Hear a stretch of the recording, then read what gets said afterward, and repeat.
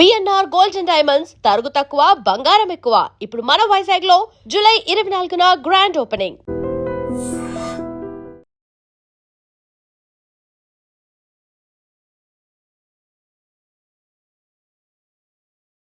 నమస్తే, welcome to I Dream social spotlight with Kavitha. NEET కి సంబంధించి ఢిల్లీ జంతర్ మంతర్ లో నిరసన కొనసాగుతోంది. చెలో సంసద్ కార్యక్రమం ఉద్రిక్తంగా మారింది. ఫర్ ద ఫస్ట్ టైం ప్రధానమంత్రి Narendra Modi neat paper leak వ్యవహారం మీద స్పందించారు. రాజకీయాల వైపు పోకుండానే దేశవ్యాప్తంగా జాతీయ సమస్య యువతకి సంబంధించి లీక్ కి మీద కేంద్ర రాష్ట్ర ప్రభుత్వాలు స్పందించాల్సినటువంటి అవసరం ఉంది అని చెప్తున్నారు. బట్ కాక్రోచ్ జనతా పార్టీ కేవలం ధర్మేంద్ర ప్రధాన్ రాజీనామా చేస్తే సరిపోతుందని భావిస్తోందా? అసలు పార్టీ ఎందుకని ఏర్పడింది? ఎక్కడ మార్పులు ప్రక్షాళన జరగాల్సినటువంటి అవసరం ఉంది? కేవలం ఒక కేంద్ర మంత్రి రాజీనామా చేస్తే సిస్టమ్ అంతా సెట్ అయిపోతోందా? కాక్రోచ్ జనతా పార్టీ ఆ దిశగా ఎందుకు ఫోకస్ పెట్టట్లేదు? కేంద్ర ప్రభుత్వం దేని మీద చర్యలు తీసుకోవాల్సినటువంటి అవసరం ఉంది? మనతో పాటుగా ఉన్నారు foundation for democratic reforms founder doctor Jayaprakash Narayana గారు. సార్ నమస్తే. నమస్తే కవిత. సార్, ఒక 2 months నుంచి ఒక ఎడతెగని పోరాటం జరుగుతోంది నీట్ పేపర్ లీక్ కి సంబంధించి. మీరు ఖచ్చితంగా రాజీనామా చేయాలి అంటే కేంద్ర ప్రభుత్వం చెప్తోంది ఒకసారి పేపర్ లీక్ అయింది, అందువల్ల మేము దాన్ని రద్దు చేశాము. ఇమ్మీడియట్ గా జరిగినటువంటి నీట్ ఎగ్జామ్ లో పేపర్ ఎక్కడ లీక్ అవ్వలేదే, మేము పకడ్బందీ చర్యలు తీసుకున్నాం, 13 మందిని అరెస్ట్ చేశాము అనేమాట. బట్ దాడులు జరుగుతున్నాయి, నిరసనకారుల మీద ఆందోళనలు ఇవన్నీ జరుగుతున్నాయి, వాళ్ళు గాయపడ్డారు, హాస్పిటల్లో అడ్మిట్ అయి ఉన్నారు. ఒక రకంగా ఉద్రిక్తమైనటువంటి వాతావరణం ఢిల్లీలో కనిపిస్తోంది. అక్కడ ఏదో ఒక పాయింట్ మిస్ అయినట్టు కనిపిస్తోంది సార్. ఆ మిస్సింగ్ లింక్ ఏంటి సార్ అసలు? మీరన్నది పూర్తిగా వాస్తవం కవిత. 2 కోణాలను చూద్దాం మనం. ఈ యువత ఏమంటున్నారు? పరీక్షలు లీక్ అవ్వడం చేత, పరీక్షలు రద్దు అవడం చేత మేమందరూ ఇంత కష్టపడ్డాము, ఇంత బట్టి పట్టాము, ఇంత శ్రమ పడ్డాము, టెన్షన్కి గురయ్యాము, మరి మళ్ళీ ఇంకోసారి పరీక్షగానే మాకు వాళ్ళంత అసంతృప్తి, వాళ్ళంత ఇబ్బంది కలిగింది, మరి ఎవడో ఒకరిని మీరు శిక్షించాలా? సహజంగా కసి ఉంటుంది. ప్రభుత్వం ఏమంటుంది? మీకు ఫీజులు తిరిగి ఇచ్చేసాము, మళ్ళీ పరీక్ష పెట్టాము, సమర్థంగా పెట్టాము, ఎంపికలు కూడా పూర్తయిపోయినాయి, మరి వచ్చే సంవత్సరం నుంచి మార్చడం కోసం అని చెప్పని కొన్ని రాష్ట్రాల్లో ఇతర పరీక్షలకి, ఉదాహరణగా ఆంధ్రప్రదేశ్, తెలంగాణలో కంప్యూటర్ బేస్డ్గా ఇంజనీరింగ్ అడ్మిషన్లు చేస్తున్నారు. 7 ఏళ్ళ నుంచి చేస్తున్నారు, బాగా జరుగుతుంది. ఆ రకంగా కొన్ని మార్పులు చేర్పులు చేస్తున్నాము. అత్యుత్తములైన వాడు, ఉదాహరణకి యూపీఎస్సీ చైర్మన్గా పనిచేసిన ఆయన, యూపీఎస్సీ అంటే ఐఏఎస్ ఐపీఎస్ వాళ్ళందరినీ ఎంపిక చేసే సంస్థ, సమర్థంగా ఎంపిక చేస్తారు. ఆయన చైర్మన్గా ఉన్నారు. ఆ ఎన్టీఏ అధిపతిని తీసేసాము, చీఫ్ ఎగ్జిక్యూటివ్ని మార్చేసాము, చాలామందిని వాళ్ళ మీద చర్యలు తీసుకుంటున్నాము. కాబట్టి ఇది రాజకీయం చేస్తున్నారని చెప్పి ప్రభుత్వం వాదన ఉంటుంది. కానీ అయినా ఇంత ఎందుకు ఆందోళన ఉందని చెప్పంటే అసలు వెనకాల మూల కారణాన్ని మనం పక్కన పెడుతున్నాం. ఈ నీట్ పరీక్షల్లో పేపర్ లీక్ కావటము, యువతకు అసంతృప్తి, ఎవరో ప్రధాన న్యాయమూర్తి పెద్దగా ఆలోచించకుండా ఏదో కాక్రోచ్ లాగా ఉన్నారని వేరే సందర్భంలో మాట్లాడటం, దాన్ని ఆసరాగా తీసుకుని కాక్రోచ్ జనతా పార్టీ అనే పేరుతో మరి పోస్టులు పెట్టడం, దానికి 10 లక్షల మంది మరి లైక్స్ ఇవ్వటం, ఇవన్నీ ఒక సిమ్టమ్. లోపల ఒక డీప్ సీటెడ్ క్యాన్సర్ ఉన్నది. క్యాన్సర్ లోపల ఉంటే బయట ఒక పుండు కనిపిస్తుంది, పుండు కాదు సమస్య, లోపల ఉన్న క్యాన్సర్. నేను చాలా ఆశావాదిని. మరి నేను ఎందుకు చెప్తున్నాను మన సమాజంలో పెద్ద క్యాన్సర్ ఉందని చెప్పని? ఆశావాది అనేవాడిని. మన దేశంలో ఒక కీలకమైనటువంటి సమస్య, దీర్ఘకాల సమస్య, ఈ పార్టీ ఆ పార్టీ, ఈ ప్రభుత్వం ఆ ప్రభుత్వం, రాష్ట్రం జాతీయ స్థాయి, దాంతో సంబంధం లేకుండా మనందరినీ వేధిస్తున్న సమస్య ఒకదాన్ని మనం పక్కన పెట్టేస్తున్నాం. అప్పుడప్పుడు పెదాల మీద మాట్లాడుతూ దాన్ని పక్కన పెడుతున్నాం. ఏమిటది?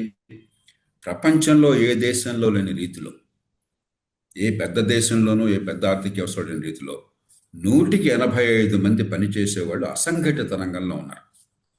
ఉద్యోగ భద్రత లేదు, నెల జీతం లేదు, రెక్కాడి దగ్గర డొక్కాడిన పరిస్థితిలో ఉన్నారు. సంఘటిత రంగం 10-15% పరిమితమైంది. అంతకంటే ఎక్కువగా ఉద్యోగ భద్రతతో ఉండి రక్షణ ఉన్నటువంటి, కాస్త భవిష్యత్తు బాగుంటుందని విశ్వాసాన్ని కలిగించేటువంటి ఉపాధిని మనం కల్పించలేకపోయాం. ఇది ఒక్కరోజు జరిగింది కాదు, దశాబ్దాల పర్యంతం జరిగింది. దానివల్ల ఏమవుతుంది? యువతకేమో పూర్వంతో పోలిస్తే కాగితం మీద విద్యా అవకాశాలు ఉన్నాయి. కాగితం మీద ఎందుకు అంటున్నారంటే సర్టిఫికేట్లు వస్తున్నాయి, డిగ్రీలు వస్తున్నాయి, వాళ్ళ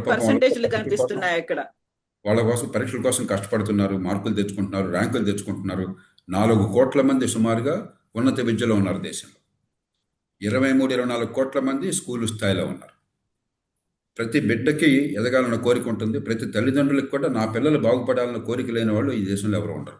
శక్తికి మించి ఖర్చు పెడుతున్నారు, తంటాలు పడుతున్నారు, పిల్లలు కష్టపడుతున్నారు. కానీ వాళ్ళు ఏ తప్పు లేకున్నా కూడా పనికొచ్చే విద్య అందటం లేదు. ఈ మాట నేను ఘంటాపథంగా చెప్తున్నాను. డిగ్రీ కాగితాలు లేకపోతే స్కూల్ సర్టిఫికేట్లు, మార్కులు, ర్యాంకులు వస్తున్నాయి తప్ప 180 మందికి ఆధునిక యుగంలో సంపద సృష్టికి, ఉపాధికి పనికొచ్చే వాళ్ళని తయారు చేయడంలో ఈ వ్యవస్థ ఘోరంగా విఫలమైంది. హ్మ్. మనం దాన్ని పక్కన పెట్టి పరీక్షలు, పోటీ పరీక్షలు, కోచింగ్ ఇన్స్టిట్యూషన్లు, స్కూల్ అడ్మిషన్లు, కాలేజ్ అడ్మిషన్లు, మళ్ళీ గవర్నమెంట్లో పరిమితమైన ఉద్యోగాల కోసం పోటీ పరీక్షలు, దానికోసం కోచింగ్ ఇన్స్టిట్యూషన్లు, దానికోసం ఆ పెద్ద యంత్రాంగం. పత్రికలు మీరు చూడండి, ఇప్పుడు గత వారం రోజులుగా తెలుగు పత్రికలు చూడండి, అడ్వర్టైజ్మెంట్లన్నీ ఏమిటి? ఫలానా కోచింగ్ సెంటర్లో, ఫలానా కోచింగ్ ఇన్స్టిట్యూషన్లో, ఫలానా దానిలో ఉద్యోగానికి కానీ లేకపోతే ఉన్నత విద్యకు కానీ మరో దానికి కానీ ఏదో ఒక అద్భుతం సృష్టిస్తుందన్న భ్రమ కల్పిస్తున్నాం. కానీ అద్భుతాలు కనిపించట్లా. ఇవాళ ఎంబీబీఎస్ పూర్తి చేసిన వాళ్ళ శాతం ఇప్పుడు నీట్ అంతా ఎంబీబీఎస్ పరీక్ష కదా, 136,000 మంది సెలెక్ట్ అవుతున్నారు ఎంబీబీఎస్కి ఈ దేశంలో. 20 లక్షల మంది విద్యార్థులు అటెండ్ అవుతుంటే ప్రపంచంలో అతి ఎక్కువ సంఖ్య 1,36,000 మంది. ప్రపంచంలో ఏ దేశంలో అంతమందిని ఎంబీబీఎస్లో చేర్చుకోవటం లేదు. నేను మరి సెక్షన్ రీత్యా వైద్యుడిని, కాస్తకు వస్తే నాకు ఆ రంగం తెలుసు. ఈ 136,000 మంది చాలా కష్టపడ్డారు, మెరిట్లో వచ్చారు, పోటీ పరీక్షల్లో ర్యాంకులు తెచ్చుకున్నారు. వాళ్ళ స్కూళ్ళల్లో మంచి మార్కులు, మంచి సామర్థ్యం ఉన్న విద్యార్థులు. కానీ వాళ్ళు ఏ తప్పు లేకుండా ఏమవుతుంది, పుస్తకాలు బాగా నుంచి నేర్చుకుని పరీక్షలు పాస్ అవుతున్నారు. కానీ వైద్యానికి కావాల్సింది పుస్తకాల నుంచి నేర్చుకోవడం కాదు కదా. ఒక పేషెంట్ను చూసి వ్యాధి నిర్ధారణ చేసి, పేషెంట్ని పరీక్షించగలిగి, విషయం అర్థం చేసుకుని వ్యాధి నిర్ధారణ చేసి ఆ వ్యాధిని నిర్మూలించే ప్రయత్నం, రోగ నివారణ చేసే ప్రయత్నం, లేకపోతే చికిత్స ఇచ్చే ప్రయత్నం చేయాలి. ఆ శక్తి లేదనుకోండి, పరీక్షలు బ్రహ్మాండంగా పాస్ అయినాము, డిగ్రీ ఉంది, పేషెంట్ వస్తే ఏం చేయాలో తెలియదు, డాక్టర్ అవుతాడా? వైద్య విద్యలోనే ఈ సమస్య వస్తుంది. దేశంలో ఉన్న విద్యల్లో కాస్త మంచి ప్రమాణాల విద్య వైద్య విద్య. 50% వైద్య విద్యలో మీకు వచ్చే మార్కులు వగైరా అంతా కూడా క్లినికల్ ఎగ్జామినేషన్, క్లినికల్ స్కిల్స్. పేషెంట్ని పరీక్షించగలుగుతున్నారా, మరి సరిగ్గా వ్యాధి నిర్ధారణ చేయగలుగుతున్నారా, వ్యాధికి చికిత్స చేయగలుగుతున్నారా, దీన్ని పరీక్షించే 50% మార్కులు వస్తాయి. కానీ మొక్కుబడి చేసేసాం, అందరూ 50% మార్కులు తెచ్చేసుకుంటున్నారు అక్కడ, ఏం తెలిసినా తెలియకపోయినా కూడా. పూర్వం అట్లా ఉండేది కాదు. దాంతో ఏమవుతుంది, డిగ్రీ వస్తుంది కానీ నైపుణ్యం లేదు. పీజీ కోసం ప్రయత్నం, మళ్ళీ పీజీ కోసం మళ్ళీ ఎంట్రన్స్ ఎగ్జామినేషను. ప్రపంచంలో ఎక్కడ పీజీకి మళ్ళీ ఎంట్రన్స్ ఎగ్జామినేషన్ ఉండదు. మళ్ళీ పీజీ కోసం ఎంట్రన్స్ ఎగ్జామినేషను, అది కొద్దిమందికి అవకాశం. మళ్ళీ దాని తంటాలు బట్టి మళ్ళీ దానికి వెళ్ళటం, ఆ పోటీ పరీక్షలు, దానికోసం కోచింగ్, రకరకాల అవి కూడా ఉన్నాయి. మళ్ళీ పీజీ చేస్తున్నారు, పీజీ డిగ్రీ వస్తుంది. చాలామంది పీజీ డిగ్రీ అయిన తర్వాత కూడా పేషెంట్ చూడడానికి ధైర్యం చాలట్లా, ఆ నైపుణ్యం అందట్లా. ఎప్పుడు నైపుణ్యం వస్తుంది డాక్టర్లకి? ఆ తర్వాత నిష్ణాతులైన డాక్టర్లు, పేరొందిన డాక్టర్లు ఎవరైనా ఉంటే కొన్ని హాస్పిటల్లో వాళ్ళ దగ్గర 2-3 ఏళ్ళు పనిచేస్తే, అప్రెంటిస్గా చిత్తశుద్ధితో శిష్యులుగా పనిచేస్తే వాళ్ళకి నైపుణ్యం వస్తుంది. అంటే సమాజంలో ఉన్న వాళ్ళలో అత్యంత కీలకమైన వాళ్ళు, మేధాశక్తి ఉన్నవాళ్ళు, కష్టపడేవాళ్ళు, ప్రతిభ ఉన్నవాళ్ళు వైద్యంలోకి వస్తుంటే వాళ్ళలో 20% మందే పనికి వస్తున్నారు. ఈ మధ్యనే ఒక 4 రోజుల క్రితం ఒక మిత్రుడు చెప్పారు, డాక్టర్, ఆయన రిసెప్షనిస్ట్గా ఆయన క్లినిక్లో ఒకరిని పెట్టాలని చెప్పని కోరుకుంటే ఎంబీబీఎస్ డాక్టర్ ఒక ఆయన 15,000 రూపాయల కంటే తక్కువ జీతానికి సిద్ధపడ్డాట. నువ్వు డాక్టర్ కదా రిసెప్షనిస్ట్గా వస్తున్నావు అంటే అవకాశం దొరకట్లేదు సార్ అని చెప్పన్నాడు. నిజమైన సమస్య ఉపాధికి పనికొచ్చే వాళ్ళుగా తయారు చేసి ఆత్మవిశ్వాసాన్ని ఇవ్వటం లేదు. డిగ్రీ కాగితాలు ఇచ్చి భ్రమలు కల్పించి, పోటీ పరీక్షలు పెట్టి, గవర్నమెంట్లో ఉద్యోగాలు ఉన్నాయని మరొకటి ఉన్నాయని చెప్పని, కొన్ని ప్యాకేజీలు మరొకటి చెప్పి, కోచింగ్ ఇన్స్టిట్యూషన్లు పెట్టి ఏదో ఉందన్న భ్రమ కలిగిస్తున్నాం. ఇప్పటికప్పుడు ఈ భ్రమ తొలగిపోతుంది, ఈ మబ్బు వీడిపోతుంది. అక్కడి నుంచి నిరాశ, కసి, కోపం. రెండో పక్కన ఏమవుతుంది, ఉపాధి కల్పన జరగాలని చెప్పంటే పారిశ్రామికీకరణ జరగాలి, పెద్ద ఎత్తున పెట్టుబడులు రావాలి. అవేమవుతున్నాయి, హైదరాబాద్లో ఉపాధి కల్పన జరుగుతోంది కొంతమేరకు, ఢిల్లీలో జరుగుతోంది, బెంగళూరులో జరుగుతోంది, చెన్నైలో జరుగుతోంది, ముంబైలో జరుగుతోంది, పూణేలో జరుగుతోంది, కొంత అహ్మదాబాద్లో జరుగుతుంది. ఆ తర్వాత ఎక్కడ లేదు, చాలా తక్కువ ఉన్నది. మరి ఈ దేశంలో జనాభా ఎక్కడున్నారు? గ్రామాల్లో ఉన్నారు, చిన్న పట్టణాల్లో ఉన్నారు. ప్రతి చిన్నదానికి కూడా హైదరాబాద్ వస్తేనే బతుకు తెరువు, తెలుగు రాష్ట్రాలు చూసుకున్నట్టయితే ఉదాహరణకి, లేదా చెన్నై పోతేనే బతుకు తెరువు, బెంగళూరు పోతేనే బతుకు తెరువు అని చెప్పండి, మిగతా వాళ్ళతో ఏమవుతారు? ఎక్కడికక్కడ చిన్న పట్టణాలు అభివృద్ధి కేంద్రాలుగా ఉండాలి. అక్కడ పెద్ద ఎత్తున పెట్టుబడులు, ఉపాధి కల్పన జరగాలి. గ్రామాల నుంచి వచ్చే వాళ్ళందరినీ కూడా అసంఘటిత రంగంలోకి పోకుండా, రెక్కాడితే డొక్కాడినట్టు కాకుండా ఉద్యోగ భద్రతతో, ఉత్పాదకత శక్తితో వాళ్ళు ఎదిగే అవకాశాలు కల్పించాలి. మనం అప్లై చేశామా? లేదు. మన రాజకీయం, మన పరిపాలన అంతా కూడా మహానగరాల రియల్ ఎస్టేట్ చుట్టూ తిరుగుతోంది. ఏం మాట్లాడినా కూడా నాకు 100 కోట్లు ఉందంటాడు. ఏంటి 100 కోట్లు ఉంది? హైదరాబాద్లో 2 ఎకరాల పొలం ఉన్నది, 2 ఎకరాల భూమి ఉన్నది. అది పొందినవాడు ఆ పెట్టుబడి పెట్టి ఉపాధి సృష్టించకుండా ఒక స్థలం కొనుక్కుంటే దాన్ని జాగ్రత్త కాపాడుకున్నవాడు అపర కోటీశ్వరుడు అవుతున్నాడు. సంపద సృష్టించే అవకాశం రావట్లేదు. ఎవరన్నా సంపద సృష్టి కోసం వస్తామని చెప్పంటే ఇప్పటికి కూడా అవినీతిమయమైన వ్యవస్థ ఉంది. పెద్దవాళ్ళు ఇప్పుడు 1000 కోట్లు పెట్టుబడి పెట్టేవాళ్ళు తట్టుకుంటున్నారు. ముఖ్యమంత్రి దగ్గరికి పోతారు, ఇంకోటి దగ్గరికి పోతారు, వాళ్ళ పనులు అయిపోతాయి. ఒక 5-10 కోట్లు పెట్టుబడి పెట్టాలి అని చెప్పని మనవాళ్ళు అనుకుంటే పెట్టుబడి ఉన్నా కూడాను వాళ్ళు ఎంత సాగుకొడుతున్నాం, ఎంత హింసిస్తున్నాం, ఉపాధి ఎట్లా వస్తుంది మరి వాళ్ళు రాకపోతే? ఈ రెగ్యులేటరీ కొలెస్ట్రాల్ ప్రతిదానికి వాళ్ళని ఇబ్బంది పెట్టేటువంటి తత్వం, దాని నుంచి బయటపడాలి. అంచేత ఉపాధి కల్పన ఎట్లాగా, ఆ ఉపాధి కల్పన, అభివృద్ధి ఫలాలు కేవలం మహానగరాలకు పరిమితం కాకుండా, బాగా మంచి నైపుణ్యం ఉన్న వాళ్ళకి మాత్రం పరిమితం కాకుండా, వాళ్ళేదో మా వాళ్ళంతా ఏదో గూగుల్కి వెళ్ళారు, మరొకటి వెళ్ళారు, మంచిది వెళ్ళండి. కానీ అది కొంతమందికి అవకాశం. కోట్లాది మంది సామాన్యులకు ఉపాధి కావాలని చెప్పంటే వ్యవస్థలో చాలా మార్పులు కావాలి. ఉదాహరణ లేబర్ లాసు. మన దేశంలో ఈ 50, 60, 70 ఏళ్ళుగా ఏం చేసాం? Labour loss. అసలు కొత్తగా ఉపాధికి ఇవ్వటం చాలా పాపం అన్న పరిస్థితి కల్పించాం. కాబట్టి మన అభివృద్ధి అంతా ఉపాధి లేని అభివృద్ధి వస్తుంది. ఎందుకని 10 మందికి ఉపాధి ఇస్తే వాటిని మన తరకా తినేస్తున్నారు. లేబర్ ఇన్స్పెక్టర్లు, వాడు వీడు, రెగ్యులేషన్, ఈ గొడవంతా ఎందుకు? యంత్రాలతో చేసుకుందాం. మనం ఉపాధి అవసరం లేకుండా ఉత్పత్తి సృష్టిద్దాం, లాభాలు ఆర్జిద్దాం.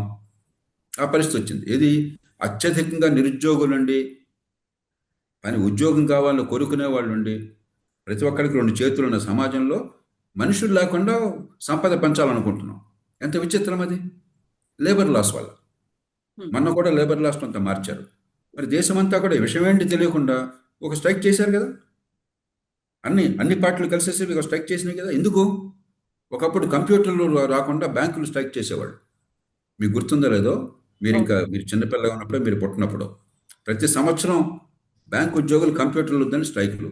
అన్ని పార్టీలు వాళ్ళకి మద్దతు. ఇవాళ ఏమనండి, జనం తంటారు. ఇప్పుడు లేబర్ లాస్ కానీ మరొకటి కానీ ఇట్లానే ఉంది. ఏమన్నా నిజంగా భవిష్యత్తుని మనం పదిలపరచాలని చేస్తే దానికి ప్రతిఘటన విషయం తెలియకుండా గందరగోళంగా పాతకాలం ఊజుపట్టిన భావాలతో వ్యవసాయ చట్టాలు తీసుకొచ్చారు. అప్పటికిప్పుడే చెప్తున్నాను, మంచి చట్టాలు. ఏ పార్టీ తెచ్చిందో నాకు అనవసరం. అవి రైతుకు అవసరమైన చట్టాలు. ఎంత గందరగోళం చేసాం, చివరికి వెనక్కి తీసుకున్న పరిస్థితి కనిపించాం. కాబట్టి అసలు ముందుకు వెళ్ళే అవకాశం లేకుండా కాళ్ళకి బంధనాలు వేస్తున్నాం. ఉపాధి కల్పన, సంపద సృష్టి, ఉపాధి కల్పన కూడా మహానగరాల్లో కాకుండా చిన్న చిన్న పట్టణాలు ఎక్కడికక్కడ దీని మీద దృష్టి పెట్టకపోతే ఈ కాగితాలు, సర్టిఫికేట్లు, కాగితాల డిగ్రీలు, నైపుణ్యం లేకుండా ఇటు వీళ్ళకి పనిచేసే శక్తి, నైపుణ్యం లేదు, సంపద సృష్టించే శక్తి లేదు, అక్కడ సంపద సృష్టి కోసం పెట్టుబడులు లేవు. అలాంటి వాతావరణం ఉంటే ఈ సంక్షోభం మరింత జటిలమవుతుంది. ఇప్పుడు చూస్తుంది చాలా తక్కువ. వచ్చే 5, 10, 15 సంవత్సరాల్లో ఈ సంక్షోభం జటిలమవుతుంది. కాబట్టి నేను వినమ్రంగా కోరేది మీడియాని కానీ, రాజకీయ పార్టీలు కానీ, ఇప్పుడేదో తంటాలు పడతారు, ఏదో శాంతి భద్రతల సమస్యగా పరిగణిస్తారు కొందరు, మరో సమస్యగా పరిగణిస్తారు కొందరు, రాజకీయంగానే మరో రకంగా ఏదో ప్రస్తుతానికి పరిష్కారం అవుతుంది, వారం రోజుల తర్వాత మీడియా పట్టించుకోవడం మానేస్తుంది. కానీ సమస్య తీవ్రమైన సమస్య ఉంది, జటిలమైన సమస్య ఉంది. ఇది ఒక మీడియా షోగా కాకుండా ఒక తీవ్రమైన భారతీయ సమాజాన్ని కొల్లబడుస్తున్న ఒక కీలకమైన ఆర్థిక సమస్య, రాజకీయ సమస్య ఉంది. ఈ సమస్యను దీర్ఘకాలంలో ఎదుర్కోవాలి, బహుముఖ రూపాలుగా ఎదుర్కోవాలి. దీనికి ఒక చిట్కా ఏం లేదు. ఇది పార్టీలకు అతీతమైనది, రాష్ట్రాలు, జాతీయ స్థాయికి అతీతమైన, దేశమంతా వ్యాపించినది. అది పట్టించుకోవాలన్న తపన లేకపోతే మనం ప్రతిరోజు రాజకీయం చేసి వీడి దిగాల, వాడు రావాలి, ఈ ఓట్లు వీడికి వస్తాయా, వాడికి వస్తాయా, ఓటేస్తాం, మళ్ళీ ఇస్తిఫాదో అని చెప్పి నిరసన చేస్తాం, ఓట్ అండ్ షౌట్ ప్రతిరోజు. దీనికి పరిమితం అయిపోతాం. చాలా లోతుకెళ్ళాలి. ఇది చాలా గంభీరమైన సమస్య. నేను చాలా గుండె లోతుల్లో చెప్తున్నాను. కేవలం రాజకీయ కోణం నుంచి చూస్తే, తాత్కాలికంగా చూస్తే దీనికి పరిష్కారం దొరకదు. సార్, నేషనల్ ఎడ్యుకేషన్ పాలసీని తీసుకొచ్చారు. టెక్నికల్ ఎడ్యుకేషన్, హైయర్ ఎడ్యుకేషన్, వీటన్నిటికీ సంబంధించి ఒక ప్రక్షాళన అనేది ఉండాలి. అందరికీ ప్రాపర్గా అందాలి, అందరికీ సమాన అవకాశాలు ఇవన్నీ పెట్టుకున్నప్పుడు ఇప్పుడు జరుగుతున్నటువంటి వర్షాకాల పార్లమెంట్ సమావేశాల్లోనే యూజీసీని రద్దు చేస్తారు అనేటువంటి ఒక మాట, దానికి సంబంధించి ఒక బిల్లును కూడా తీసుకొస్తారనుకున్నాం. మీరు చెప్పినట్లుగా ఈ సమూల ప్రక్షాళన జరగాలి, ఒక పెరిఫెరల్ గా కాదు, పై పూతలు మెరుగులు కాదు, డీప్ రూటెడ్ గా ఉన్నటువంటి దాన్ని తొలగించాలి, పెకిలించి వేయాలి అంటే ఒక రకంగా కేంద్ర ప్రభుత్వం, రాష్ట్ర ప్రభుత్వాలు, సంస్థలు, స్టూడెంట్స్, ఆర్గనైజేషన్స్ అందరూ కలిపి చేయాల్సినటువంటి అవసరం ఉంది. అది కేవలం నీటికి మాత్రమే పరిమితం అవుతుందా? గతంలో అయితే నాస్కామ్ రిపోర్ట్లు ఇచ్చింది సార్. ఇంజనీరింగ్ కి సంబంధించి ఎవరైతే సర్టిఫికేట్లు తీసుకొని బయటకు వస్తున్నారో వాళ్ళకి స్కిల్స్ లేవు, నాలెడ్జ్ లేదు, అప్గ్రేడ్ చేసుకోవట్లేదు, ఇవన్నీ అంటున్నప్పుడు రైట్ ఫ్రమ్ ఎవ్రీథింగ్ అటు either it may be NEET కావచ్చు, మెడికల్ ఎంట్రన్స్లు, ఆ తర్వాత ఇంజనీరింగ్, వీటన్నిట్లలో కూడా మీరు చెప్పినట్టుగా ప్రాపర్ గా స్కిల్ఫుల్ గా ఉండాలి, ఒక కాంపిటేటివ్ స్పిరిట్ అనేది ఉండాలంటే ఏం చేయాలి సార్? కవిత, కాగితం మీద మనం మంచి మాటలు మాట్లాడుతున్నాం, ఏం చేయాలో ఎన్నో నివేదికలు చెప్తున్నాయి.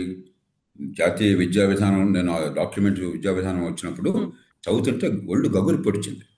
మామూలుగా ప్రభుత్వం నుంచి వచ్చేటువంటి విధాన పత్రాలు చాలా బోరు కొడతాయి, నిద్ర వస్తుంది మనకి. కానీ అది చదువుతుంటే మీరేదో ఒక ఉత్తేజభరితంగా, అంటే అంత పదజాలం వాడారు, కొంచెం లోతుకు వెళ్ళే ప్రయత్నం జరిగింది. కానీ అమలు చాలా ఉదాసీనంగా జరుగుతుంది. ఏమన్నా కొద్దిపాటిగా జాతీయ స్థాయిలో సంస్థలు, విద్యా సంస్థలు, స్కూల్ విద్యా సంస్థలు కావచ్చు, సిబిఎస్ఈ లాంటి సిలబస్లు కావచ్చు, లేకపోతే జాతీయ స్థాయిలో యూనివర్సిటీలు కావచ్చు, కొద్దిపాటిగా అది కూడా సరిగ్గా అమలు చేస్తుంటే రాష్ట్రాల్లో దాదాపు అమలు లేదు. ఎప్పుడో 160 సంవత్సరాల క్రితం 1869లో చార్లెస్ ఎలియట్ అని, మహాత్మా గాంధీ పుట్టిన సంవత్సరం, చార్లెస్ ఎలియట్ అనే ఆయన హార్వర్డ్ యూనివర్సిటీకి ప్రెసిడెంట్ అంటే వైస్ ఛాన్సలర్ అయినట్టు, మన భాషలో వైస్ ఛాన్సలర్. ఆనాడు ఎలక్టివ్ సిస్టమ్ ప్రవేశపెట్టాడు. అప్పటిదాకా చదువు అని చెప్పంటే బైబిల్లో చెప్పింది, మత గ్రంథాల నుంచి వచ్చేది, క్లాసిక్స్, తర్వాత రేపు పొద్దున ప్రీస్టులుగా ఉండటం కోసం చదువు. అలా కాదు, ఆధునిక యాంత్రిక యుగంలో పనికొచ్చేవాళ్ళుగా తయారు కావాలని చెప్పి నీ చదువు పరిస్థితిని మార్చి ఫ్లెక్సిబుల్గా ఎలక్టివ్ సిస్టమ్ పెట్టి చేతులతో నైపుణ్యం నేర్చుకోవాలని గట్టిగా వాదించాడు. 40 ఏళ్ల పాటు వైస్ ఛాన్సలర్గా ఉన్నాడు ఆయన, 1909 దాకా ఉన్నాడు. ఆనాడు 160 ఏళ్ల క్రితం ఆయన చేస్తే, ఇప్పుడు జాతీయ విద్యా విధానంలో మొట్టమొదటిసారిగా పెట్టిన చివరి దేశం భారతదేశం, ఎలక్టివ్ సిస్టమ్ అని చెప్పారు. మీరు, నేను గుండె మీద చేసుకుని చెప్తున్నాను, బహిరంగంగా నేను చెప్తున్నాను, ఛాలెంజ్ చేస్తున్నాను. ఈవేళ మన యూనివర్సిటీల్లో డిగ్రీ పొందిన వాళ్ళలో 180 మందికి కనీస ప్రమాణాల నైపుణ్యం ఉందని చెప్పమనండి. ఒక మెకానికల్ ఇంజనీర్ చేస్తే ఇంట్లో స్కూటర్ చెడిపోతే, కారు చెడిపోతే, తల్లో తండ్రో, నాన్న నువ్వు మెకానికల్ ఇంజనీర్ చేసావు కదా, ఈ కారు సంగతి చూడు, స్కూటర్ సంగతి చూడండి, ఎక్కడ ఏం చేస్తున్నాడు ఈ కుర్రాడు? పక్కన చదువులేని మెకానిక్ దగ్గర తీసుకుపోతున్నాడు. ఎందుకంటే మనకంటే చదువులేని మెకానిక్ దగ్గర నైపుణ్యం ఉన్నాడు, ఎవరి దగ్గర నేర్చుకున్నాడు పాపం.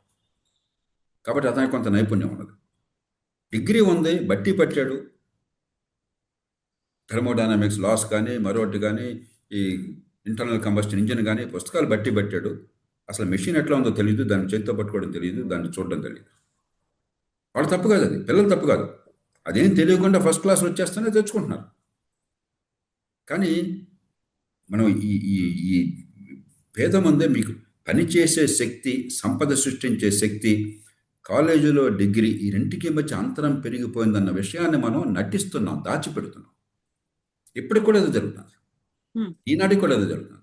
అది ఉన్న కొద్దికి, అదివరకు మామూలు గ్రాడ్యుయేషన్ అట్లా తయారైంది. యూనివర్సిటీ గ్రాడ్యుయేషన్లో ఒక వ్యవసాయ పట్టభద్రులు తప్ప వ్యవసాయము, ఇంజనీరింగ్, మెడిసిన్ కొంతమేరకు కొంతకాలం పాటు దూరంగా ఉన్నాయి, కొంచెం ఏదో ప్రయత్నం చేశారు. కాలక్రమేణా వ్యవసాయ యూనివర్సిటీలు అట్టగా తయారైనాయి. నేను స్వయంగా గవర్నమెంట్లోకి వచ్చినప్పుడు వ్యవసాయ యూనివర్సిటీలో బ్రహ్మాండమైన పని జరిగేది. ఇవాళ చాలా యూనివర్సిటీల్లో చాలా మొక్కుబడి జరుగుతుంది, కొద్దిమంది తప్ప.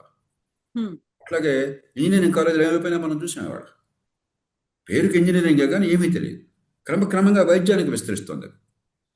మనమంతా ఏంటి, కొన్ని చూపెడుతున్నాం, మా ఐఐటీలు బాగున్నాయి, మా ఐఐఎంలు బాగున్నాయి, ఆ బ్రాండ్ ఇమేజ్ చూపెట్టేసి మనం ఏదో నటించేస్తున్నాం. అసలు ఈ నీటికి కూడా ఎందుకింతప్పుడు ఆ 136,000 మంది కనుక అన్ని కాలేజీల్లో మంచి ప్రమాణాల విద్యంతో నమ్మకం ఉన్నట్టయితే నీటికి కూడా ఎంత స్ట్రెస్ ఉండదు. ఏమవుతుంది, మీకు 136,000 మంది ఉన్నా కూడా బాగా మంచి విద్య అందుతుంది, మాకు ఉన్నంతలో స్కిల్స్ నేర్పుతారంటున్నాయి. ఒక 10, 15, 20,000 మందికి సీట్లు, 20,000 సీట్లకే ఉంది. ఆ 20,000 ర్యాంకుల కోసం గొడవ అంతా. అలాగే ఇంజనీరింగ్ చూడండి, తెలుగు రాష్ట్రాల్లో దాదాపుగా 2,75,000, 3 లక్షలు, అదొకటి 4.5 లక్షలు ఉండేది ఇంజనీరింగ్ అడ్మిషన్లు ఉన్నాయి. దేశంలో 15 లక్షల అడ్మిషన్లు ఉన్నాయి. అసలు చాలా కాలేజీల్లో పిల్లలు లేరు, చేరేవాళ్ళు లేరు. కానీ ఇంత పోటీ ఎందుకు వస్తుంది? మంచి ర్యాంక్ వస్తే ఐఐటికి పోవచ్చు, మంచి ర్యాంక్ వస్తే ఎన్ఐటికి పోవచ్చు, మంచి ర్యాంక్ వస్తే కాస్త ఉన్న కాలేజీల్లో, ప్రైవేట్ కాలేజీల్లో మంచి కాలేజీకి వెళ్ళొచ్చు, మంచి విద్యార్థి కాలేజీ. మిగతా కాలేజీల్లో ఉన్న లేకపోయినా వచ్చి డిగ్రీ తప్ప కాగితం తప్ప ఏం ఉపయోగం లేదు. అర్థమైపోయింది. దానికోసం చెప్పి ఇప్పుడు ఇంత ఒత్తిడి. ఈ కోచింగ్ ఇన్స్టిట్యూషన్లు ఇంతమంది ఇన్ని వేల కోట్ల రూపాయల వ్యవహారం ఎట్లా చేస్తున్నాయి? ఆ మంచి ర్యాంక్ కోసం. 15 లక్షల ర్యాంకుల్లో ఎక్కడొచ్చినా పర్వాలేదు, నాకు మంచి ఇంజనీరింగ్ విద్య అబ్బుతుంది, ఆ నైపుణ్యం వస్తుందంటే ఈ కోచింగ్ ఇన్స్టిట్యూషన్ మూతపడిపోతాయి. కాబట్టి మనము ఒకరినొకరు మోసం చేసుకుంటున్నాం. నీ మాట నేను చెప్పేది చాలా బాధాకరంగా అనిపించవచ్చు, కానీ ఒక సమాజం వాస్తవాన్ని ఎదుర్కోకపోయినట్టయితే, దాన్ని మార్చే ప్రయత్నం చేయకపోతే, ఎల్లకాలం ఇలా ఏదో పడుతూ లేస్తూ ఉన్నట్టయితే పడుతూ లేస్తూనే ఉంటాం. సంక్షోభం ముదురుతుంది కానీ బాగుపడదు. ఒక తీవ్రమైన సంక్షోభం విద్య రంగంలో, పాఠశాల విద్య నుంచి ప్రతిరోజు నేను ఘోషిస్తున్నాను. అరే, స్కూల్ స్థాయిలో 10వ తరగతి పాస్ అవుతాడు, 95% పాస్ అవుతున్నారు. ఈ గవర్నమెంట్ చెప్తోంది 10-15% మందికి మాత్రమే 10వ తరగతి స్థాయిలో నైపుణ్యం విషయం తెలుసు అని చెప్పని నేషనల్ అచీవ్మెంట్ సర్వేలో. మరి మిగతా 80% సంగతి పరిస్థితి ఏంటి? ఆ పిల్లల బతుకేంటి? మనం అంటే మాట్లాడట్లా, దాని గురించి ఆలోచించట్లా. ప్రతి సంవత్సరం మొన్న కూడా 95% తెలంగాణలో 10th క్లాస్ పాస్ అయినారు. అయిపోయింది, తృప్తిపడిపోయారు. పేపర్లో హెడ్లైన్స్ వస్తాయి. దానిలో ఆడపిల్లలు ఎంతమంది, మగపిల్లలు ఎంతమంది, వాడికి ఇన్ని ర్యాంకులు వచ్చినాయి, ఇన్ని మార్కులు వచ్చినాయి, పిల్లలు ఏం నేర్చుకున్నారు ధ్యాస లేదు మనకి. కాబట్టి తీవ్రమైన సంక్షోభం. నేను చాలా వేదంతో చెప్తున్నాను. దీని పరిష్కారం ఉన్నది, కానీ చిట్కాలతో లేదు, మంత్రాలతో లేదు, ఒక గంటలో లేదు, ఒక్క చోట లేదు, ఒక ప్రధానమంత్రితో, ఒక ముఖ్యమంత్రితో, ఒక పార్టీతో లేదు. ఈ దేశం ఒక యుద్ధ ప్రాతిపదికన ఓ పక్కన మన పిల్లల్ని రేపు పొద్దున భవిష్యత్తుకు తయారు చేయడం, ఉపాధి కోసం తయారు చేయడం, మరో పక్కన ఉపాధి కల్పన పెద్ద ఎత్తున తయారు చేయడం కోసం అన్ని అవరోధాలు తొలగించేసి, అడ్డంకులు తొలగించేసి ఒక ఉద్యమంగా చేపట్టడం. ఈ రెండు చేసి రెండు సంధానించాలి. అప్పటిదాకా ఏదో ఒక రూపంలో ఈ కాక్రోచ్ జనతా పార్టీ కాబట్టి రేపు పొద్దున మరో రోజు వస్తుంది. ఈ నీట్ పరీక్షల్లో లీక్ కాకపోతే రేపు పొద్దున ఇంకో సంకట్ వస్తుంది. దేశంలో చాలా జరుగుతూనే ఉంటాయి. ఏదో ఒక స్పార్క్ వస్తుంది. స్పార్క్ సమస్య, ఒక పౌడర్ కెగ్ ఉన్నది అక్కడ. అది ఉన్నప్పుడు ఏ స్పార్క్ వచ్చినా కూడా అందుకుంటుంది. సో ఇప్పుడు కాక్రోచ్ జనతా పార్టీ ఒక సెటేరికల్ గా స్టార్ట్ చేసినటువంటి పార్టీ. ఒక లేజీగా ఎవరైతే ఉన్నారో ఆ యూత్ అందరూ మాకు వాలంటీర్స్ గా రండి అని ఒక పబ్లిక్ గా అనౌన్స్మెంట్ వచ్చింది. ప్రతి ఒక్కరూ అందులోకి వెళ్ళిపోయారు. లక్షల సంఖ్యలో ఫాలోవర్లు గంటల వ్యవధిలోనే వచ్చేసారు. అది కాస్త ఇప్పుడు నీట్ మీద మాత్రమే ఫోకస్ పెట్టింది. ఏదైతే యువతకు కావాల్సినటువంటి ఉద్యోగాలు, లేకుంటే యువతకి ఎడ్యుకేషన్ దాని మీద కావాలో అది కాకుండా కేవలం నీట్ తర్వాత మళ్ళీ వాళ్ళు ఎక్స్పాండ్ అవుతారా, నీట్ తర్వాత ఇంకేదైనా ఆలోచిస్తారా అంటే ఇప్పుడు ప్రెసెంట్ ఫోకస్ అంతా అంతే ఉంది. దేశవ్యాప్తంగా ఇప్పుడు జంతర్ మంతర్ దగ్గర జరిగినటువంటి ఒక నిరసన, ఆ తర్వాత చలో సంసద్ అన్నప్పుడు కుప్పలు తెప్పలుగా వచ్చారు, పార్లమెంట్ దగ్గరకు వచ్చారు, ప్రధానమంత్రి మోదీ నివాసాన్ని ముట్టడిస్తున్నారు. ఇది జరుగుతోంది. దీని తర్వాత ఏం చేయాలంటారు? బియాండ్ ఆలోచించాలి, ఒక బిగ్గర్ పర్స్పెక్టివ్ లో ఉండాలి అంటే సిజేపీకి మీరేం మెసేజ్ ఇస్తారు సార్? సిజేపీ తప్పు కాదు. సిజేపీ యువత మనసులో ఉన్న ఆర్తిని, వేదనని బయట పెడుతుంది ఏదో ఒక రూపంలో. తప్పు ఎక్కడుంది? రాజకీయ పార్టీలలో, ప్రభుత్వాలలో కేవలం జాతీయ స్థాయి కదా, దానికి విద్య, నైపుణ్యం రాష్ట్రాల అంశం. ఒక్క రాష్ట్రమైనా కూడా అరే మనకి సమస్య ఇట్లా ఉందని ఒక్క రాష్ట్రం స్పందిస్తుందా? కాబట్టి ఇది కాక్రోచ్ జనతా పార్టీ తప్పు కాదు, లేకపోతే ఈవేళ నిరసన తెలుపుతున్న వాళ్ళ తప్పు కాదు. అది వాళ్ళు ఈ ఆకాంక్షని, ఈ బాధని, ఈ ఆర్తిని, ఈ ఆవేదనని వెలుపుచ్చుతున్నారు. రాజకీయ వ్యవస్థ ఎందుకున్నది? చట్టసభలు ఎందుకున్నాయి? పార్టీలు ఎందుకున్నాయి? ఏం జరుగుతోంది మన సమాజంలో? ఎందుకింత యువతలో ఆర్తి వస్తున్నది? దాని వెనకాల ఉన్న మూల కారణాలు ఏమిటి? దాన్ని మనం ఎలా ఎదుర్కోవాలి? ఒక పాలనా వ్యవస్థగా, ఒక రాజకీయ వ్యవస్థగా, ఒక దేశంగా, జాతీయ స్థాయిలో, రాష్ట్రాల్లో, పార్లమెంట్లో, రాష్ట్రాల చట్టసభల్లో లోతైన చర్చ జరగాలి. విద్యను గురించి, ఉదాహరణకు విద్యా ప్రమాణాల గురించి గత 20 ఏళ్ళలో నాకు తెలిసి ఒక్కసారి చర్చ జరిగింది. ఏమిటో తెలుసా కవిత? అది పార్లమెంట్లో మన్మోహన్ సింగ్ గారు ప్రధానమంత్రిగా ఉండగా యూపీఎస్సీ వారు ఏం చేశారంటే ఐఏఎస్ వగైరా పోటీ పరీక్షల కోసం యాప్టిట్యూడ్ టెస్ట్ అని ఒకటి పెట్టారంటే లాజికల్ రీజనింగ్. ఒక మనం ఉన్నతాధికారులు ఏం కోరుతాము? పాలనకు సంబంధించి, మన జీవితాలకు సంబంధించి నిర్ణయాలు తీసుకోవాలంటే లాజిక్ ఉండాలి కదా, తార్కిక దృక్పథం ఉండాలి కదా, ప్రజలకు ఉద్దేశించింది కదా, తీసుకోవాలి కదా. అదొక టెస్ట్ పెట్టారు. ఎంపీలు వెంటనే అయ్యి బాబు చాలా అన్యాయం అయిపోతుంది, మా పిల్లలు సెలెక్ట్ కలర్ ఎట్లయితే లాజికల్ యాప్టిట్యూడ్ టెస్ట్ చాలా కష్టంగా ఉంది కాబట్టి తీసేయండి అని చెప్పి పట్టుబట్టారు. దాని మీద పార్లమెంట్లో 4:30 గంటల సేపు చర్చ జరిగింది. హ్మ్. చివరికి ఏం నిర్ణయం చేశారు? మన్మోహన్ సింగ్ గారు బతిమాడారు, ఏమైనా తీసేస్తే మర్యాదగా ఉండదు, ఓ పని చేద్దాం మనం, అది పోటీకి ఉండదు, క్వాలిఫైయింగ్ 35 మార్కులు వస్తే క్వాలిఫై అయినట్లు లెక్క, హ్మ్. 30 వచ్చినా 35 వచ్చినా ఒకటే అని పోటీకి లేకుండా చేశారు. ప్రపంచంలో ఎక్కడైనా ఉన్నతాధికారులు లక్షల మంది జీవితాలను ప్రభావితం నిర్ణయం చేసినప్పుడు వాడికి తార్కిక దృక్పథం అక్కర్లేదు, నిర్ణయం చేసే శక్తి అక్కర్లేదు, అనవసరంగా పెట్టాం ఈ పరీక్ష, ఇది పోటీకి అనవసరం అని చెప్పని ఎవరిని అంటాడా? సుప్రసిద్ధ ఎకానమిస్ట్ పత్రిక ఒక వ్యాసం రాస్తూ ఓ మాట అన్నది, భారతదేశంలో విద్యా ప్రమాణాలు నాశనం అయిపోయినాయన్న దాని సమస్యకి పార్లమెంట్ ఇచ్చిన పరిష్కారం ఉన్నత స్థానాల్లో నియామకానికి ప్రమాణాలు తగ్గించండి అని చెప్పని, అంతేగాని విద్యా ప్రమాణాలు అట్లా పెంచాలి అని కాదు అని చెప్పాడు. ఎంత సిగ్గుచేటిది! హ్మ్. ఆ సమయంలో మినహాయించి అసలు మన దేశంలో విద్యా ప్రమాణాల గురించి ఈ దేశంలో చట్టసభల్లో చర్చే జరగలేదు.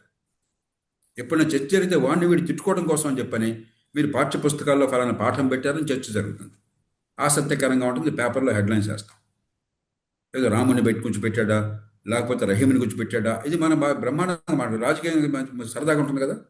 కానీ పిల్లలు ఏమవుతున్నారు? పిల్లలు ఏం నేర్చుకుంటున్నారు?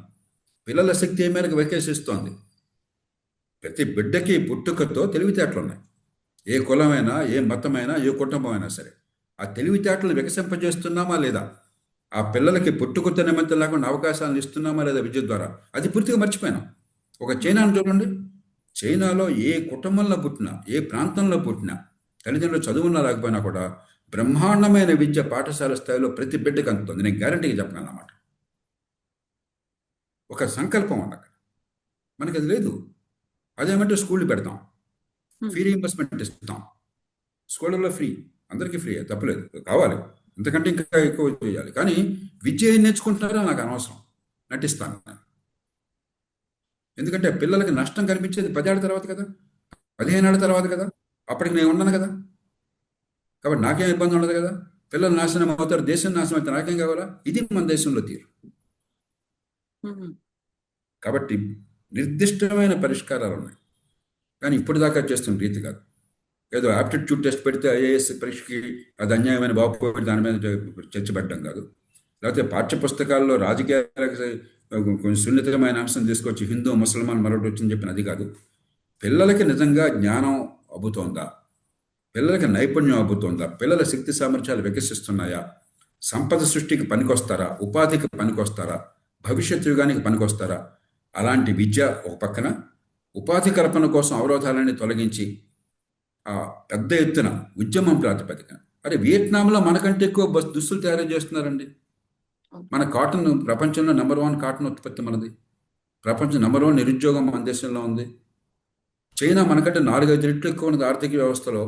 వాళ్ళకి జనం లేరు, పనిచేసే జనం లేరు, ఉన్న కొద్దిగా జనాభా తగ్గిపోతుంది, యువత జనాభా తగ్గిపోతుంది. చైనా $325 బిలియన్ ఎగుమతులు చేస్తుంటే దుస్తుల తయారీలో భారతదేశం $40 బిలియన్ దగ్గర ఉన్నామండి. ఎందుకని? మన అవరోధాలు కల్పించాం. ఈ పరిశ్రమలు రాకుండా, ఉపాధి కలగకుండా అవరోధాలు కల్పించాం. కోట్ల మందిని దానిలో మనం అబ్జర్వ్ చేసే పని మనం చేయట్లా, మన తప్పది. అదేమంటే రాజకీయ పార్టీలు ఏం చెప్తున్నాయి? గవర్నమెంట్ ఉద్యోగాలు ఉన్నాయి బేటా, మెగా డిఎస్సి పెడతా, లేకపోతే జాబ్ క్యాలెండర్ పెడతా, 100 ఉద్యోగాలు ఉన్నాయి, 10 లక్షల మంది పోటీ పడండి, 10 లక్షల మంది కోచింగ్ ఇన్స్టిట్యూట్లో 100 కోట్ల రూపాయలు డబ్బులు ఇవ్వండి, దానికోసం 2-3-4 ఏళ్ళు తిరగండి, 100 మందికి వస్తాయి. ఇదా పరిష్కారం? ప్రభుత్వం అంతకంటే ఎక్కువ ఇవ్వగలుగుతుందా మన పన్నుల డబ్బులతో? ఎందుకోసం? తెరగా కూర్చోబెట్టి మేపడం కోసమా? మార్కెట్లో ఎలాగ ఉపాధి కల్పించాలి, దాని మీద దృష్టి లేదు, నిజాయితీ లేదు, అబద్ధాలు ఆడుతున్నాం. ప్రతి రాజకీయ పార్టీ ఎలక్షన్ టైం లాగానే నీకు గవర్నమెంట్లో ఇంకా ఉద్యోగాలు ఇచ్చేస్తాను, పచ్చి అబద్ధాలు ఆడుతున్నారు. మొత్తం 100 మందికి ఉద్యోగాలు ఉంటే 3కే గవర్నమెంట్లో వచ్చేది. ఈ 97 మంది బతకక్కర్లేదా? గవర్నమెంట్లో పోటీ పరీక్షల్లో వచ్చి ఉద్యోగం వచ్చినట్టు బ్రహ్మాండంగా ఉంటాడు, కాలు మీద కాలు వేసుకుని మన నెత్తినెక్కి తొక్కుతాడు, మిగతా జనం అంతా బానిసలు బతుకుతారా? ఎలాంటి సమాజాన్ని సృష్టిస్తున్నాం మనం? True sir, so true. So hard hitting realities అయితే ఉన్నాయి. దానికి పై మెరుగులు కాకుండా ఒక డీప్ రూటెడ్ గా ఉన్నటువంటి దాంట్లో సమూలంగా ప్రక్షాళన చేయాలి. ప్రతి ఒక్కరి రెస్పాన్సిబిలిటీ అనేది ఉండాలి, ఒక దీర్ఘకాలికంగా కూడా ఉండాలి. అది ఇప్పటికిప్పుడు అవుతోంది, లేకుంటే ఇమ్మీడియట్ గా ఈ ఎగ్జామ్ కోసమో, లేకుంటే ఈ రాజీనామాలో చేస్తే అయిపోతుంది, లేకుంటే అరెస్ట్ చేస్తే సరిపోతుంది, ఇది మాత్రం కాదు మనకి ఇప్పుడు కావాల్సింది. సో ఎంత టార్గెట్ పెట్టుకొని చేయొచ్చు అంటారు సార్ మీరు దీర్ఘకాలికంగా, అంటే లాంగ్ విజన్ అంటే? దీన్ని మనం ఒక మేలుకొల్పుగా, ఒక వేకప్ కాల్గా భావించినట్టయితే, విద్యని బాగు చేయడం చాలా తేలిక. ఎందుకంటే డబ్బులు ఖర్చు పెడుతున్నాం, తల్లిదండ్రులకు తపన ఉన్నది, పిల్లలకి ఎదగాలని కోరుకుంది, తెలివితేటలు ఉన్నాయి, కష్టపడుతున్నారు. సమాజం విద్యని విద్వత్తుని గౌరవిస్తుంది. ప్రభుత్వాలు గొప్ప పనులు ఏం చేయక్కర్లా. విద్యని నిజమైన విద్య అంటూ అర్థమయ్యే రీతిలో, ఏమేంటి మనం స్కూల్ స్థాయిలో కాలేజ్ స్థాయిలో ఎక్స్పెక్ట్ చేస్తున్నా అర్థమయ్యే రీతిలో దాన్ని సరిగ్గా పరీక్షించడం మొదలెడితే సమాజం పూనుకుంటుంది. మనందరికీ మన పిల్లలు బాగుపడాలని కోరుకున్నాం. సమాజం దాన్ని తయారు చేస్తుంది. ప్రభుత్వాలకు చేతనైతే ప్రభుత్వాలు తయారు చేయమనండి, స్కూళ్ళల్లో ప్రైవేట్ రంగంలో తయారు చేసేది చూడమనండి. కానీ ఒకవేళ ప్రభుత్వం అక్కడ సరిగ్గా చేయలేకపోయినా కూడా సమాజం చూసుకుంటుంది. నా పిల్లలు ఎదగాలి. ఇప్పుడు మనకి ఏమీ లేకున్నా కూడా మనం ఏదో ఒక ప్రోగ్రామ్ మరొకటి నేర్చుకోవట్లేదు, రేపు ఉద్యోగం వస్తుందని చెప్పని ఇంజనీరింగ్ అయిన తర్వాత కూడా అమీర్పేటకు వచ్చి లక్షల మంది ఎందుకు తంటాలు పడుతున్నారు.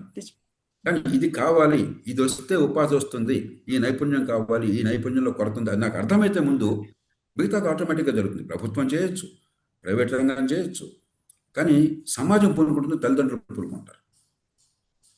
దాంతో ప్రారంభించాలి. రెండు పక్కన ఉపాధి కల్పన కోసం చిన్న పట్టణాల్లో పూర్వం లేనిది ఇప్పుడు విద్యుత్ వచ్చింది, ఫోన్లు వచ్చినాయి, డిజిటల్ టెక్నాలజీ వచ్చింది, టీవీలు వచ్చినాయి. కాబట్టి మహానగరాల్లో పెద్ద ఓడపొడిచేదేం లేదు, ఓ పట్టణాల్లో లేనిదేం లేదు, పూర్వకాలంలో కాదు. అలాంటప్పుడు చాలా ఉపాధి అక్కడే కల్పించవచ్చు కదా. ఒక యూనివర్సిటీ ప్రొఫెసర్గా మీరు హైదరాబాద్లో ఉండాల్సిన అవసరం ఉంటుంది. సాఫ్ట్వేర్లో హై ఎండ్లో పనిచేస్తే హైదరాబాద్లో ఉండాల్సి ఉంటుంది. కానీ 180 పనులు మీరు హుస్నాబాద్లో చేయొచ్చు, సిద్దిపేటలో చేయొచ్చు, లేకపోతే కామారెడ్డిలో చేయొచ్చు. దానికి హైదరాబాద్ రావక్కర్లేదు. మనం చేయాల్సిన గవర్నమెంట్ కనీసం పని అంతా హైదరాబాద్ చుట్టే రాజకీయాన్ని, పరిపాలనని, ఆర్థిక వ్యవస్థను తిప్పడం కాకుండా అక్కడ కనీస మౌలిక సదుపాయాల కల్పన, రవాణా సౌకర్యము, టౌన్ ప్లానింగ్.